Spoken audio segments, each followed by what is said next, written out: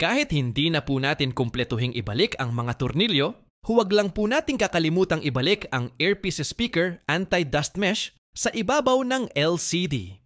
Ang earpiece speaker anti-dust mesh ay isa pong manipis na tela o metal screen na nakalagay po sa butas ng earpiece speaker, yung bahagi sa taas ng telepono kung saan lumalabas ang tunog kapag may kausap po tayo. Nagsisilbi rin po itong proteksyon laban sa alikabok.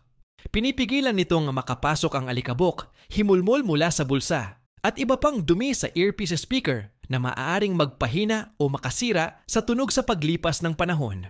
Nagbibigay rin po ito ng kaunting proteksyon laban sa talsik ng tubig, pawis, at halumigmig para maiwasan ang kalawang o short circuit sa loob ng earpiece.